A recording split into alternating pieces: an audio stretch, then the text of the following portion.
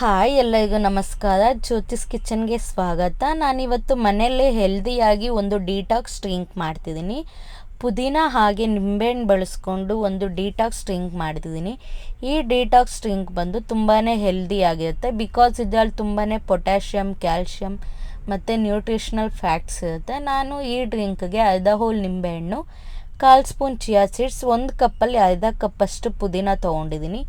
ಇದನ್ನು ನಾನು ಒಂದು ಮಿಕ್ಸಿ ಜಾರ್ಗೆ ಟ್ರಾನ್ಸ್ಫರ್ ಮಾಡಿಕೊಂಡು ಪುದೀನ ಹಾಗೆ ನಿಂಬೆಹಣ್ಣು ಹಾಕ್ಕೊಂಡು ನೀರು ಎಷ್ಟು ಬೇಕು 1-2 ಗ್ಲಾಸ್ ಆಫ್ ನೀರು ಹಾಕ್ಕೊಂಡು ನಾನಿಲ್ಲಿ ಗ್ರೈಂಡ್ ಮಾಡ್ಕೊತಾ ಇದ್ದೀನಿ. ಸೊ ಇದು ಈಗ ರೆಡಿ ಆಗಿದೆ. ಚಿಯಾ ಸೀಡ್ಸಲ್ಲಿ ನಿಮಗೆ ಒಂದು ಗುಡ್ ಸೋರ್ಸ್ ಆಫ್ ಕ್ಯಾಲ್ಶಿಯಮ್ ಸಿಗುತ್ತೆ ಮತ್ತು ನಿಮಗೆ ಮೆಗ್ನೀಷಿಯಮ್, ಫಾಸ್ಫರಸ್, ಪ್ರೋಟೀನ್ ಕೂಡ ಇರುತ್ತೆ. ನಿಮಗೆ ಈ ಜ್ಯೂಸಲ್ಲಿ ಕಾರ್ಬೋಹೈಡ್ರೇಟ್ ಬಂದು 9.45 ಗ್ರಾಮ್ ಇದ್ದರೆ ಪ್ರೋಟೀನ್ 1.62 ಗ್ರಾಮ್ ಇರುತ್ತೆ. ಫ್ಯಾಟ್ ಮತ್ತು ಫೈಬರ್ ಬಂದು 3.16 ಗ್ರಾಮ್ ಇರುತ್ತೆ.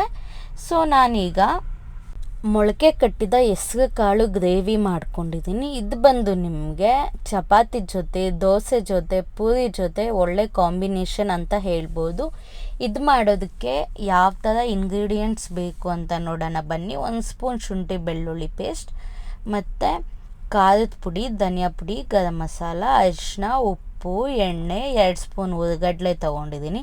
ಹಾಗೆ ಇದಕ್ಕೆ 2 ಟೊಮ್ಯಾಟೊ ಕಟ್ ಮಾಡಿ ಇಟ್ಕೊಂಡಿದ್ದೀನಿ, ಕರಿಬೇವಿನ ಸೊಪ್ಪು ಮತ್ತು ಈರುಳ್ಳಿ ಮತ್ತು ಗ್ರೀನ್ ಸ್ಪ್ರೌಟ್ಸ್ ತೊಗೊಂಡಿದ್ದೀನಿ. ನಾನೀಗ ಒಂದು ಮಿಕ್ಸಿ ಜಾರ್ಗೆ ಹುರಿಗಡಲೆ ಮತ್ತು ಸ್ಪೈಸಸ್ ಏನೆಲ್ಲ ತೊಗೊಂಡಿದ್ನಲ್ಲ ಅದನ್ನೆಲ್ಲ ಆ್ಯಡ್ ಮಾಡ್ಕೊತಾ ಇದ್ದೀನಿ.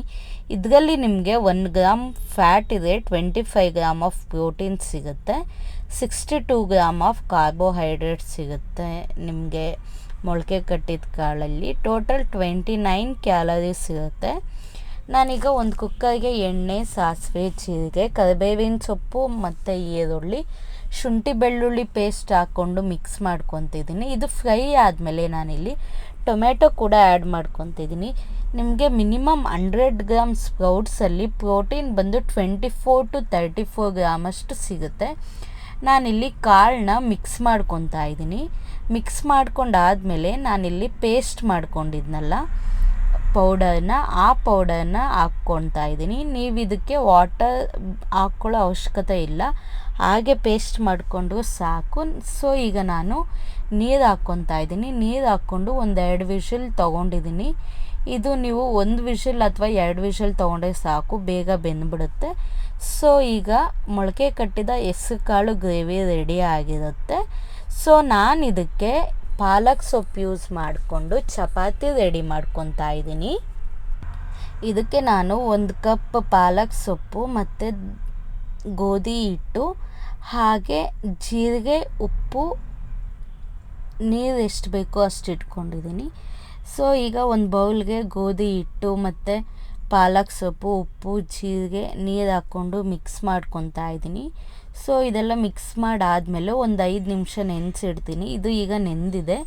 ಸೊ ನಾನು ಇದಕ್ಕೆ ಆಯಿಲ್ ಅಪ್ಲೈ ಮಾಡಿಕೊಂಡು ಚೆನ್ನಾಗಿ ಮಿಕ್ಸ್ ಮಾಡ್ತಾಯಿದ್ದೀನಿ. ಮಿಕ್ಸ್ ಮಾಡಾದಮೇಲೆ ನಾನು ಇದನ್ನು ಚಿಕ್ಕ ಚಿಕ್ಕ ಉಂಡೆ ಥರ ಮಾಡ್ಕೊತಾ ಇದ್ದೀನಿ. ಈ ಸೈಜ್ ಆದರೆ ಸಾಕಾಗುತ್ತೆ. ನಿಮಗೆ ಇದರಲ್ಲಿ ಟೋಟಲ್ ಫ್ಯಾಟ್ ಬಂದು 3 ಗ್ರಾಮ್ 4% ಆಗುತ್ತೆ. ಸ್ಯಾಚುರೇಟೆಡ್ ಫ್ಯಾಟ್ ಬಂದು 2.4 ಗ್ರಾಮ್ ಇದೆ. ಕೊಲೆಸ್ಟ್ರಾಲ್ ಬಂದು 2.5 ಗ್ರಾಮ್ ಇರುತ್ತೆ. ಟೋಟಲ್ ಕಾರ್ಬೋಹೈಡ್ರೇಟ್ ಬಂದು 19 ಗ್ರಾಮ್ ಇರುತ್ತೆ. ನಿಮಗೆ ಡಯಟರಿ ಫೈಬರ್ ಬಂದು 0.5 ಗ್ರಾಮ್ ಅಷ್ಟು ಸಿಕ್ಕಿದೆ. ಪ್ರೋಟೀನ್ ಬಂದು 3 ಗ್ರಾಮ್ ಇರುತ್ತೆ. ನಾನೀಗ ಇದನ್ನು ಕೈಯಲ್ಲೇ ತಟ್ಕೊತಾ ಇದ್ದೀನಿ. ಇಲ್ಲ ಅಂದರೆ ನೀವು ಚಪಾತಿ ಲಟ್ಟಣಿಗಳು ಕೂಡ ಲಟ್ಟಣಿಗೆ ಮಾಡ್ಕೊಬೋದು. ಸೊ ಈಗ ಹೆಂಚು ಬಿಸಿ ಇಟ್ಟು ಅದಕ್ಕೆ ರೆಡಿ ಮಾಡ್ಕೊಂಡಿರುವಂಥ ಪಾಲಕ್ ಸೊಪ್ಪಿನ ಚಪಾತಿ ಹಾಕ್ಕೊಂಡು 2 ಸೈಡು ಚೆನ್ನಾಗಿ ಬೇಯಿಸ್ಕೊತಾ ಇದ್ದೀನಿ. ನಿಮಗೆ ಗೋಧಿ ಹಿಟ್ಟಲ್ಲಿ ಫೈಬರ್ ಕಂಟೆಂಟ್ ಜಾಸ್ತಿ ಇರೋದ್ರಿಂದ ನೀವು ಇದನ್ನು ಬ್ರೇಕ್ಫಾಸ್ಟ್ಗೆ ಸರ್ವ್ ಮಾಡ್ಬೋದು. ಈಗ ಚಪಾತಿ 2 ಸೈಡು ನಾನು ಚೆನ್ನಾಗಿ ಬೇಯಿಸ್ಕೊತಾ ಇದ್ದೀನಿ. ಸೊ ಇದಾಗಿರುತ್ತೆ ಪಾಲಕ್ ಸೊಪ್ಪು ಚಪಾತಿ. ನೀವು ಪಾಲಕ್ ಸೊಪ್ಪು ಬದಲು ಬೇರೆ ಯಾವ ಸೊಪ್ಪು ಬೇಕಾದರೂ ಯೂಸ್ ಮಾಡ್ಕೊಬೋದು. ಮೆಂತ್ಯ ಸೊಪ್ಪು ಅಥವಾ ಸಬ್ಸಿಗೆ ಸೊಪ್ಪು, ದಂಟಿನ ಸೊಪ್ಪು, ಯಾವ ಸೊಪ್ಪು ಬೇಕಾದರೂ ಯೂಸ್ ಮಾಡ್ಕೊಬೋದು. ಸೊ ಇದಾಗಿರುತ್ತೆ ಇವತ್ತಿನ ವಿಡಿಯೋ. ಬಾಯ್.